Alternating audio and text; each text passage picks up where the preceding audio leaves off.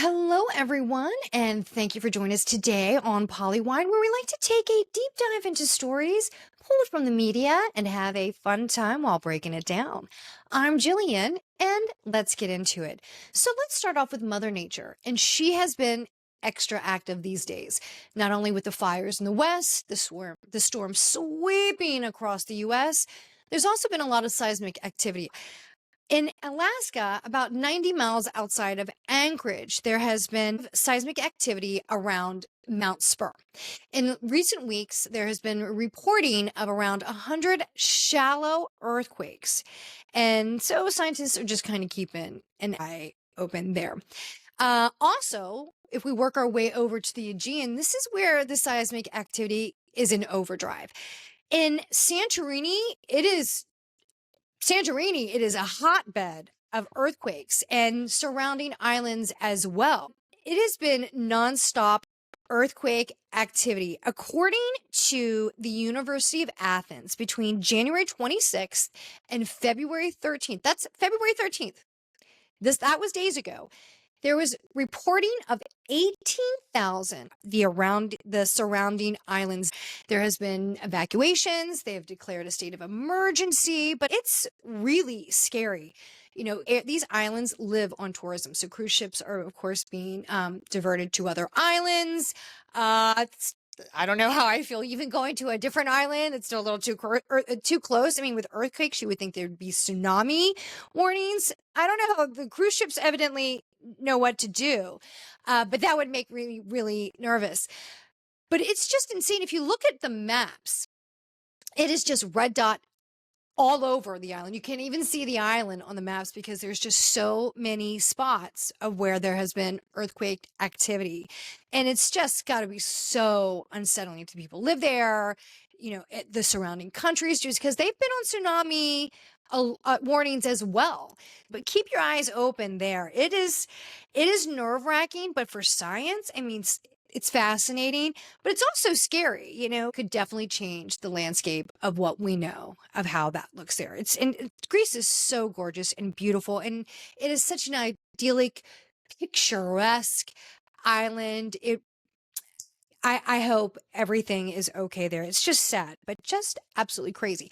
And if you want to hear some other bizarre stories, how nature's fighting back.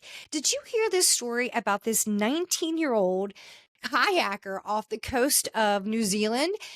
Did you see this footage? This guy's kayaking and fishing, and next thing you know, of course, he's got a GoPro, and then you see this giant dorsal fin pop up behind him, and this shark is huge. And you hear the kayaker go like, "Oh my God, it's a great white! It's a great white!" And you just see this giant fin just getting closer and closer and coming in. And you can hear the panic in the guy, but I still think this guy is very calm. Very calm in this situation. And, the New Zealanders, he's got the accent. He's like, "Oh my God, he's following me. Get away from me. Don't eat me." So much cleaner and more calm than I would be in that situation. But you just see him paddling out of the way, staying calm.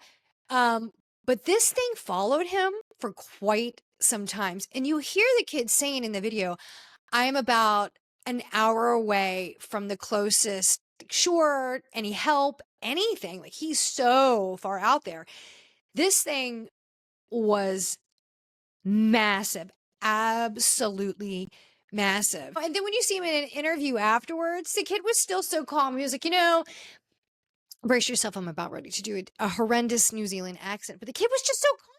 He was like, at first I was a little panicked by it, but of course it's just nature and you got to respect nature. And I was like, that's so nice that you have such a calm outlook and just such a respect for nature. But nature almost ate you, okay? But of course, the guy is like, I was out, later that day, back on the water. I just have such a love and respect for the water. That is amazing. It would take me some time to get back out there because, that thing was huge. It was massive. And then, did you hear this story about this Chilean kayaker that was swallowed by a humpback whale. Yes, Chilean guy and this dad were out kayaking, and the dad was filming it. He was, following behind his son. And next thing you know, up out of the water, this giant humpback whale swallows the kayaker right smack in the center of his mouth. And then a second later, you just see the kayaker come right out. And I guess the humpback whale did not like the taste of kayak or maybe even human or an oar, but just unbelievable footage. I mean, the guy was totally fine, freaked out, of course, but unharmed. But just what a remarkable video. The dad just kind of kayaks right up behind him. You all right? Just make sure he's okay. Didn't stop filming, by the way. Did not stop filming, but just unbelievable footage. What an unbelievable story to tell everybody. Just absolutely crazy. And during an interview, a local interview, when they were interviewing the guy, of course, he went to the hospital and be checked out and stuff like that. He was just saying, next thing I know, I just see kind of like this light blue thing coming up around me. And that's all I could see. I mean, how do you can't see, it's not coming from behind you, in front of you. It's coming below you. You can't escape. And just crazy. It's like nature is fighting back. Not only you have, the sharks. There was also another story about sharks just the other day with these two U.S. tourists that were bitten by sharks. You also have orcas ramming boats in Spain. We talked about that story several months ago about that Italian professional surfer who was impaled by a swordfish surfing. What is going on? Nature is fighting back. Mother Nature and just nature itself. The animals are fighting back. And so let's work our way over into the world of politics. I don't even know what to tell you when it comes to U.S. politics. I really don't. It is ever changing. Every time I see Elon Musk, the guy is giving me Howard Hughes vibes. I say it over and over and over again. And if you don't know who Howard Hughes is, Google him. The man was a genius. He was an engineer and just a mind ahead of his time, for sure. And if anybody knows their history, can we just talk about the spruce goose? Okay. Howard Hughes and the spruce goose. But I am getting so much Howard Hughes vibes out of Elon Musk. That's all I can say. Let's just keep moving on. So let's go right into the world of entertainment. Did you see the Wendy Williams doc that TMZ did the other day? You can see it. You can watch it on Tubi. It is airing now. Wendy, I really have a soft spot in my heart for Wendy Williams. I absolutely adore her. I always say she's kind of like the auntie that we all want and just want to chit chat about and share hot topics and, get some good advice from Aunt Wendy. So to see her in this state of disarray in her life it is so unfortunate and it is so sad. And once she was put into this facility, you heard nothing about Wendy. And it was really hard to watch that docuseries several months ago or last year with Wendy and to see her decline and with her substance abuse. It was very hard to watch, like painful to watch her struggle. I just kept asking myself, I don't feel like I should be seeing this. Like, this seems like this should be a family matter and nobody really wants to see Wendy that way. But if you've ever seen anyone who's suffering with substance abuse, and I think anyone can really relate to it, being a friend or a family member or a loved one, it is really hard. And I think there's some relatability that we all have about that. and to see it, we understand. But when I say it was hard, it was hard.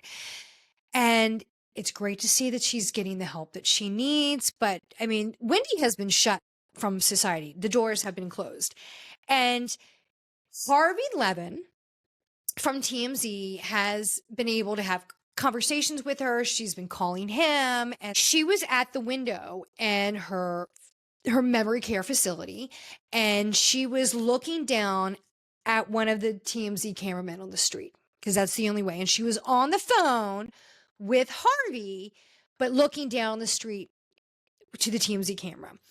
And wow, what an interview. What a conversation. And, you know, Harvey had said in this documentary, you know, Wendy, I've had a lot of conversations with you lately. You sound like the Wendy I've always known, and the Wendy that you've always been. And you sound just like the Wendy that you were on the talk show years ago. And Charlemagne the God has said this as well, that he's had a lot of conversations with her. She also had interviews with a journalist who did a report on Nightline for Impact, and he was interviewing her as well. Wendy sounds clear. She sounds lucid. She sounds like the Wendy we all know. It's so nice to see that she is sober. She is doing well. It is just such an unfortunate thing, but I gotta tell you, she was very honest in this documentary. And that's the thing we love about Wendy Williams. She is honest. She has given us the truth, the raw truth, the hard truth. And she really hasn't held anything back. And that's why we love her. That's why everybody loves Wendy. We get it. We can relate to her. She's talked about her pain, her issues with substance abuse throughout her life. She's talked about her divorce and how awful that was. We watched that woman go through it, you know, the divorce, finding out that he moved that woman down the street from their house, and the baby. Oh yes, the ex, just dirty, and how that ripped her apart, how that just sent her into a downward spiral, how she then started, she had a lot of health issues, and then she started using again, or more, whatever the case may be. I'm not here to judge or speculate. It's just, we saw it all happen. We saw her collapse live on TV. Then she was getting a lot of treatment. Then how she broke down on air and talked about how she was in a sober house. We saw this happen in real time, and she told us about it. And then to see that documentary after she lost her show, and then you saw the substance abuse right in front of your eyes, is just heartbreaking. But to hear her now, she sounds great. She sounds like the Wendy we know. And she is fighting for her freedom now. And in this documentary, you hear her talk about how she was put into this facility and how this conservatorship happened. And I got to tell you, it was so eye-opening. Like, you've heard a lot of it coming out before along the way, how the bank kind of stepped in because they saw that there was some abuse happening with her money, and they were concerned. And so we got a little bit more into the documentary. Now, what happened? Let's kind of break it down. What had happened was, a while back, Wells Fargo, or Wendy Williams Bank, was noticing some really large transactions happen.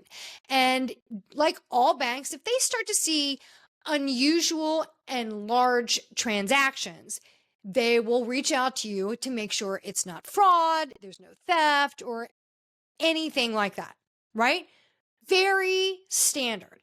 But these were very large purchases. So from what I understand in the documentary and a lot of the stuff that I've read, that Wells Fargo was flagging these large purchases and was reaching out to Wendy, and they could not get a hold of Wendy. So out of concern that there was abuse happening to her account, they put a block on it. They froze the account, and then asked the courts to get involved for financial reasons, right? So because they thought that there was somebody taking advantage of Wendy and taking her money.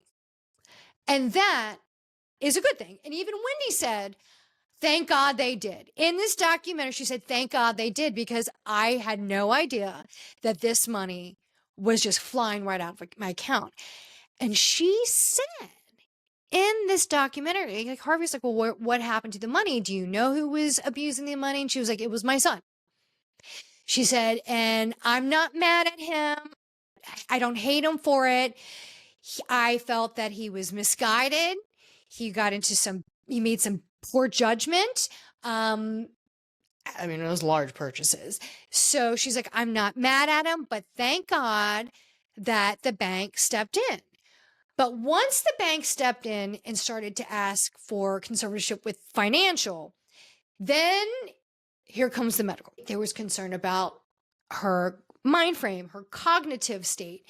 And that's where the substance abuse and the medical issues came together, and then the conservatorship over her health stepped in. And that's where it just really got ugly. And so Harvey was even saying in the documentary that it was difficult to kind of get some of the details from the court case because it has been sealed. But he did get a little bit from they did get a little bit of the information from the court case. And it was one of the things that determined, not only was the medical evaluation one of the determined for the conservatorship, but the judge felt that Wendy kept repeating herself. And then that was a sign that backed up the medical evaluation, is that she was repeating herself and she kept saying, you know what I'm saying?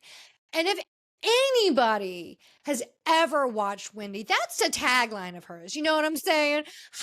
How you doing? You know, all those things. That was Wendy's taglines. And it was just so unfortunate that one of her taglines and one of her most famous statements, you know what I'm saying, is what the judge kind of latched on, because she kept repeating that. And I can't imagine how emotional you are to be in a situation like that, to even find the words when you're just a mess. So I would think that you would repeat yourself anyway, just out of anxiety. But she was, I guess repeating, you know what I'm saying, which is very classic Wendy. And the judge kind of latched onto that, saying, well, I see that she's repeating these words. I hear it. And that kind of validates the medical evaluation was for frontal lobe dementia and aphasia. And I kind of agree with that. So therefore, this is why we are going to put this conservatorship in order. Oh, it's so sad. But to find out why she was moved to the memory unit. So this just was released as well. So I guess when Wendy first went to this care unit, she was on the common floor and there was a bar. Okay. And Wendy was served alcohol. And she ended up getting intoxicated. She was intoxicated. And when the facility discovered she was intoxicated, they went nuts. She wasn't supposed to be served alcohol. She had a substance abuse issue with alcohol. To the medical history, substance abuse was part of the issue for this diagnosis, alcohol-related dementia and aphasia. So no alcohol was supposed to be near her. Well, she was served alcohol. She became intoxicated, and everyone freaked out. So therefore, she was moved to the memory care unit where no alcohol is allowed. And she is basically in lockdown. And her description of this facility does sound like lockdown. And it does sound like it's a prison. She says it's a prison, and it sounds like a prison. She's like, I'm here with people that truly have memory issues. They don't remember their name, you name it. And I'm not that. And she's like, and I'm miserable and I want to interact with people. I need to socialize. That's how I enjoy my life. And I have none of that. I'm isolated and I feel like I'm imprisoned. It sounds like it. So she was, petitioning the courts that she wanted to be able to be released for a short period of time so she could actually go down to Florida and visit her father for his birthday celebration. Because she doesn't know really how many more birthdays she may have with him. Understandably so. She was granted time out with security detail, of course, for her security and everyone's security. And she was allowed to go to Miami and see her dad for his birthday. And if you've seen the videos of her out in the airport and out and about in Miami, that looks like our Wendy. It looks like our Wendy. She's back. She's smiling. How you doing? People are, how you doing, Wendy? And she just is eating it up and loving life. And I'm sure she's enjoying every second of being out, but it's a small taste of freedom, but it just must be so difficult to know that she has to go back when she's just had that taste. But Wendy is getting a new lawyer and she is going to go through the legal process to have another medical evaluation and to reevaluate the conservatorship. So Wendy, there is a movement, #free Wendy. We love you. And let's keep that movement going. It is so sad to see what has happened to her. And then, of course, we all know what happened to Britney Spears. So this hopefully will definitely open everyone's eyes to conservatorship. I understand that a conservatorship is to help those who truly, truly need it. I don't know how I feel about Britney. I've said that a million times. Britney's making me, Britney, I'm worried about you. I am worried about Britney. I still think she needs some type of support team around her. And I think Wendy will need a support team around her as well if this conservatorship is ever reversed. But it's definitely opened up my eyes to the world of conservatorship. And I think it's opened up everyone's eyes of the conservatorship. It's definitely, it's in place for those who truly need it, but it can also go terribly, terribly wrong. So, wow. Now, another story that just keeps coming up in the news, and that's Diddy. Diddy, it is constantly in the loop. But this time, Diddy is fighting back. Diddy's legal team has filed a $100 million lawsuit, defamation lawsuit against NBC Universal and Peacock against the documentary called The Making of a Bad Boy. I watched this documentary. It's a very good documentary, but it is a very, very damning documentary against Diddy. And there has been many documentaries about Diddy leading up to this major lawsuit against him. And it's a pretty harsh one. Now, I just want to state Diddy has declared his innocence. He's pleading not guilty. Everybody deserves their time in court, innocent until proven guilty. Again, he has declared his innocence. Some of the stories in there are a little shocking, and there are a lot of interviews, a lot of people in this documentary. It is a good documentary. Let's see where that goes. I don't know. We shall see. But Diddy, every day, there is something new. There is something new. But we're still waiting for that court case, and this should happen in the spring. Now, let's get over. It is time. It is time to discuss Bravo. It is Bravo time, everyone, and I love it. Let's go to Below Deck Down Under. Yes, Captain Jason, gorgeous Captain Jason is back with a relatively new crew.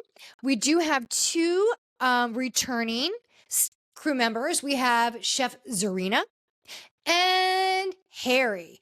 Now, Zarina last year was the kind of the kooky crazy chef that we all love, that really rose to the occasion with that whole situation with Margot, right? Remember last year, Below Deck Down Under, Aisha was the chief stew. There was that one lurky, creepy deckhand or bosun, was his name, Luke, and he got really gross and really crossed boundaries with Margot. And Aisha was all over it. She felt it was inappropriate. She went to Captain Jason. Captain Jason shut it down, kicked him off, got him off the boat.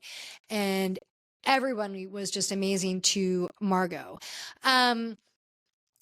Zarina really shined at that moment, coming to protect Margot, be there for her in just such a vulnerable moment.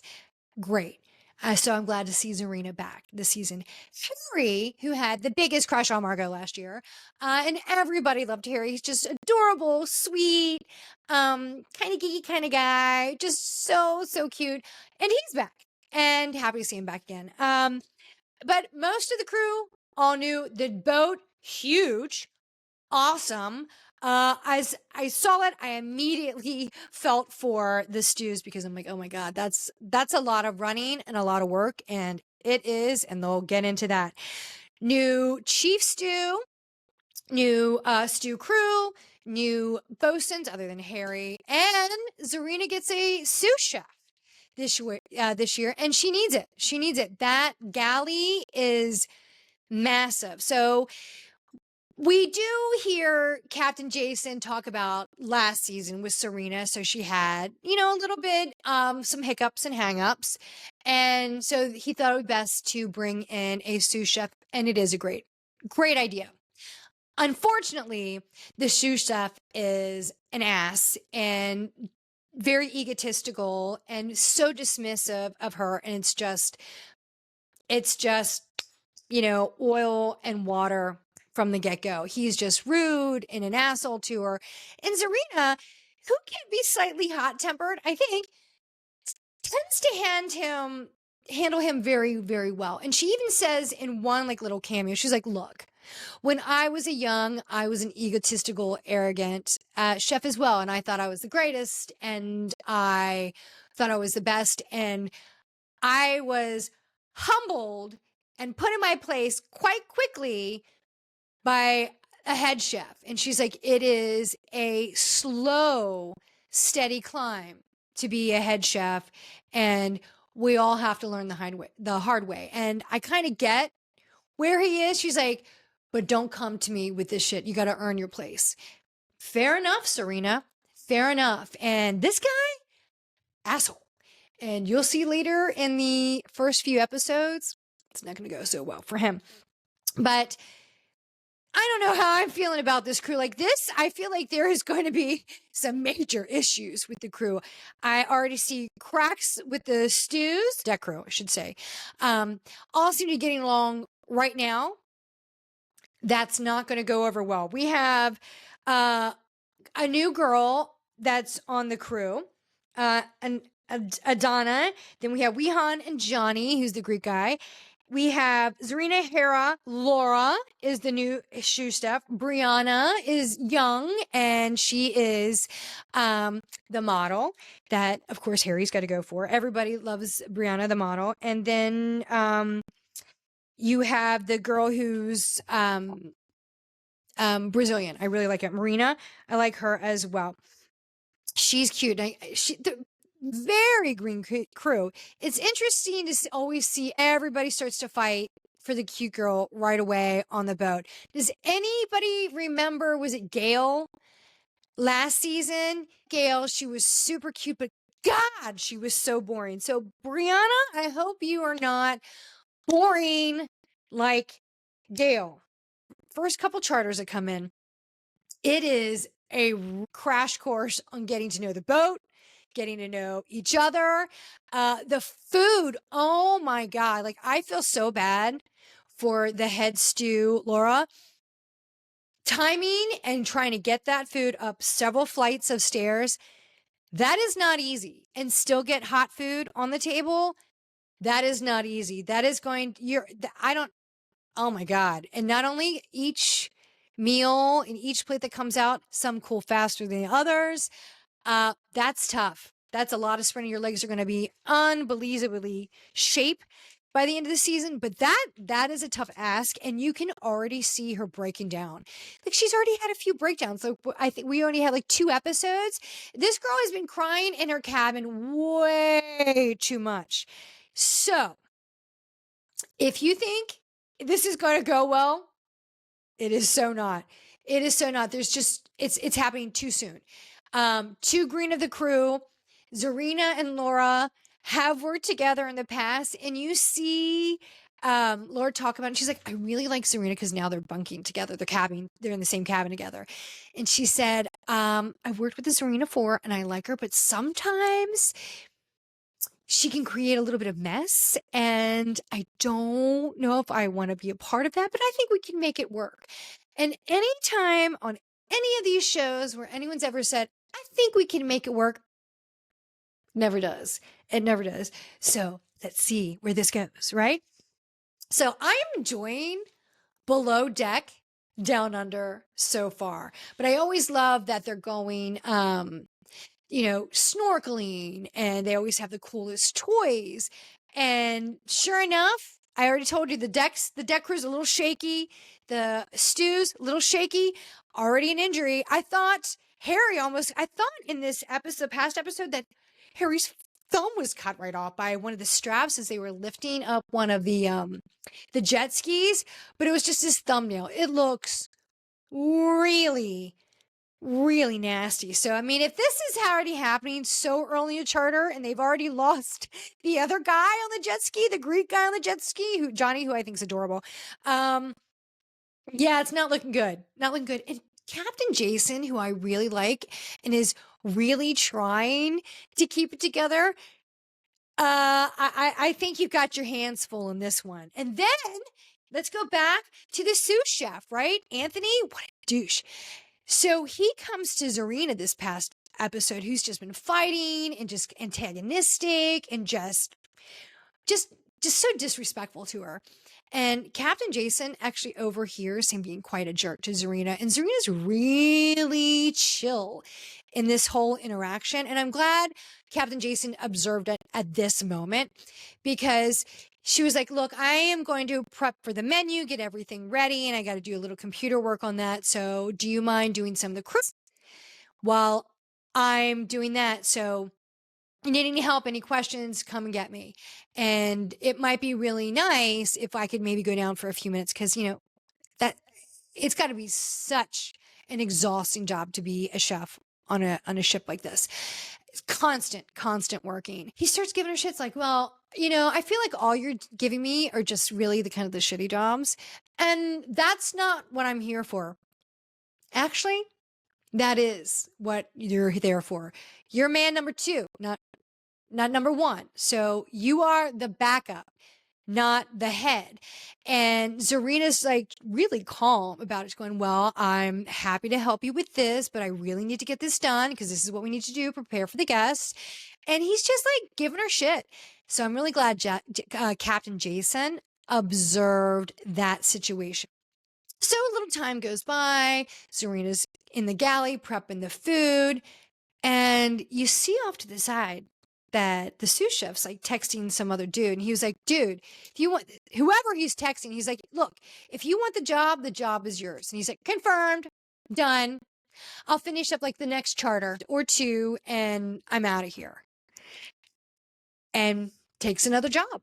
And he goes to Zarina like a second after sending the text, like, sure, I'll take it. Hey, just want to let you know, don't really think this is working out. So I'll finish up this charter, maybe the next one, and then I'm out of here. And she's like, well, okay. I don't want you to be here if you're not happy, but did you discuss this with Captain Jason? Because it's kind of a big deal, and he has to find a replacement. That's up to him, not me. So did you communicate this to him? He's like, no, not yet. And you just see Zarina like put down her utensils and right up to Captain Jason, as she should have, because that was such a dick move at every turn. So she's like, hey, Captain Jason, just want to let you know, because she's already had, expressed to Jason that he was kind of difficult. And Jason didn't even let it, say to her, like, I've kind of witnessed some of this myself. He just, let Zarina state her case. And he's like, okay, well, I'm going to let you work it out and just let me know if at any point if I need to get involved. Well, Zarina goes right up to the Captain Jason. She's like, I just want to let you know that Anthony just came up to me and said he was leaving in the next charter, possibly two, but he's out of here. He's already taken another job. And Captain Jason's like, oh no, that's not how we do things here. So you just see towards the end of the episode, Captain Jason, that guy, goes down to the galley with Zarina, and he's like, hi, I was just informed that you're leaving, and yeah, that's not how we do things here. You just don't tell us you're on your way out. There's a process, and you completely bypass that and went above my head. So for that level of disrespect, you can pack up your things and leave now. Or to quote Top Chef, pack up your knives and go. So bye, Anthony. I hope Zarina gets somebody nice. Careful, Zarina. She's a frisky little cat. So, she loves the men. So careful if there's another guy coming on board. But I hope Zarina gets somebody patient and willing to work for her, because wow, everything can go so wrong if you do not have a decent chef. And boy, have we seen that happen before. Now, let's go over to the Real Housewives of Potomac. Let's go to the Real Housewives of Potomac. This past week, we had episode 1 of the reunion. What did you think? Well, everybody looked nice. I did like everybody in white. They all looked beautiful, very beautiful. Can we just start off on how the episode started? Okay. Boom. Right into footage of Karen's DUI. Okay. And to say unflattering would be putting it very gentle and very mild. Can we just say that? It was so unflattering. And these were very short clips. Karen. Wow. I try not to watch a lot of the police cam footage of Karen because that's just hard. But they just put it out there. You just see a clip here, a clip there of Karen being arrested, talking to the cop, saying, I probably should have taken an Uber. And the cop was like, yeah, you probably should have. You see Karen in the slow spiral of, do you know who I am? To, I should have taken an Uber, to, I might be in trouble. And you just see you can see the progression of Karen's hair, her wig sliding back on her head. Like it just is it's so bad. And she's just slurring, and she's just, her eye, it's not even open. It is so bad. And that is how we start off the reunion. Police cam footage, boom, you get the feel of what happened, what went down with the Grand Dame. So that's how we start. Then we get to everybody joining at the reunion in their dressing rooms, getting makeup done, everything, dresses, and everybody's walking onto the set. And the set is the big vacation in Panama. And again, everyone looked beautiful in white. Who was the favorite dress? Let's see. Kierna had a beautiful dress. Giselle looked nice. Ashley had a very pretty dress as well. I think I like Stacy's. Wendy's, yours looked beautiful. Had a very, structured top. I think I may have liked Stacy's dress. Very beautiful. I did not like Stacy's hair. I definitely did not like Stacy's makeup. I don't know what it is. It was too shimmery at the top, too heavy eyes. I don't know. I thought her hair was just too heavy with such a gorgeous dress. I think she should have had her hair back maybe. maybe in an updo. She still looked beautiful. I mean, the girl is just stunning. She looked beautiful. But, you know, Stacey. But that's, of course, we got to talk about the outfits. It's the reunion. Everybody looked beautiful. Andy, of course, looked nice. But we get right into the elephant in the room. Who's not there? The Grand Dame. Well, we talk about it. The Grand Dame's not there because she has checked herself into a treatment facility. And therefore, Karen sends in a recorded video. And she looked great in this recorded video. But I got to tell you, it looked more like an acceptance speech. Giselle, darling, I just want to thank you. You know, Karen, you've been a trooper. You know, Candace, even though she's not a cast on this season, she's been a soldier. Andy Cohen, your text messages were on time and everything. I mean, she looked great, but was she accepting an award? What was happening? But then she said, when I come back, I'll only be coming back as Karen Hugo because that is enough because I no longer need the Grand Dame. And she talked about about the whole Grand Dame thing while she was shit-faced in the police car. She was like, you know, they call me the Grand Dame, and I don't know why. Andy Cohen came up with that. And Andy Cohen's like, I just want to state for the record, I did not come up with the Grand Dame and Grand Dame. And it was funny because Giselle's like, yes, I did. I coined it. And they kind of have a clip where they go back with that. So, I mean, this started right away with the whole mess with Karen Huger. And it was kind of funny. Like Ashley was like, I had a feeling Karen wouldn't be here today. So I brought a picture of Karen so she can be here with us today on the couch. That was kind of funny. We talked about a little bit of Giselle's new look with the nails. We got a little bit into Kierna, and Jazzy came out for like a second. Talked about Wendy's 40th birthday again. But then we talk about, yes, let's get into the birthdays. So Mia had a birthday and invited Stacey and Jazzy to go and celebrate her birthday in Miami together. Well, I guess Jazzy and Stacey do go to celebrate Mia's birthday. Well, Mia does a no call, no show and just left him at the restaurant, never got a hold of him, never reached out to him till after. She just left him hanging, and that is bold and just bitchy.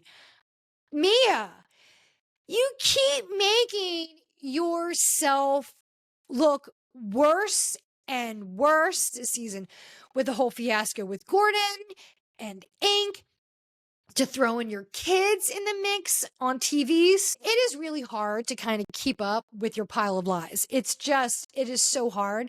And then you throw this, how you just leave the new girls. I mean, they're trying to be nice to you, Mia. You don't have a lot of friends on those couches. So why would you do that to the new people that are showing up for you?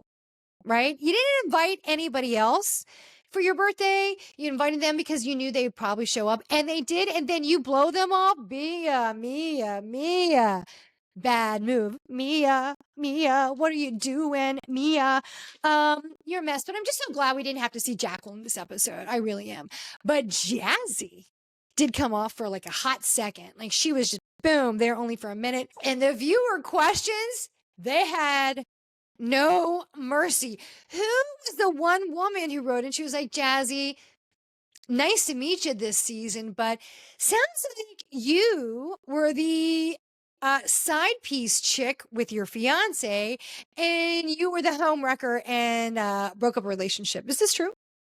And Jazzy's like, just to make it clear for everyone, I was not this side piece. And you could see everybody on the cast like, And Mia, who was very upfront of being the other chick with Gordon, was like, yeah, it doesn't add up. Because everybody's really questioned the timeline. When she was explaining on that girl's getaway how she met her fiance who's the NFL player who used to play for Kansas City, now plays for Dallas Cowboys. You know, that whole timeline, how they met and how he has kids with another woman and they're young. It was questionable. Like there was a pregnancy and a birth and they were dating. I don't know. It's weird. Is it sketchy? Super, super, super sketchy. Everyone was questioning it, but the woman who wrote it was like, Jesse, or were you the side piece? Because it sounds like you're the side piece and you're also a home wrecker. Is that true? And just to see all the other woman's reaction, like, oop, oopsie, kind of sounds like it might be. I'm not here to judge, but if you're going to put it out there, Jazzy, you know, you're going to get some flack back. And then she also has to bring out, you know, the invitation to the wedding. That's still months away. Let's just see if that wedding goes through. Any of those wags, the girlfriends, any of the fiancés, any girlfriend of a professional athlete, until you walk down that aisle and that marriage certificate is signed, just be cautious.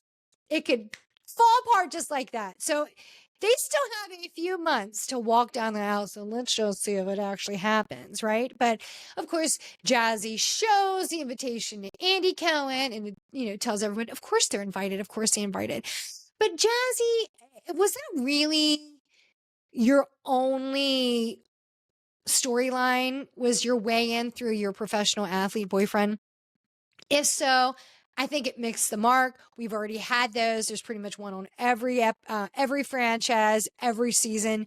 There's nothing new here. And I just thought you were very boring and your story just fell super flat, super flat. And I don't really think the girls were really into it. I think they liked you, but I don't think it into it. So I don't know if Jazzy's going to come back for the next season. I don't know if Kieran is going to come back. I thought Kieran was so boring. So boring. Greg just wasn't enough of a relationship draw in.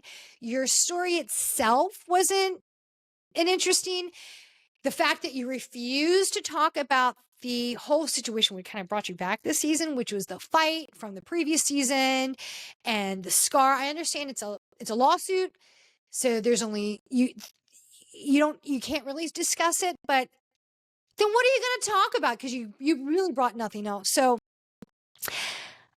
I am just curious because Karen's sentencing, and when she's like, I'm going to come back as Karen Huger, did you notice Andy Cohen just saying like,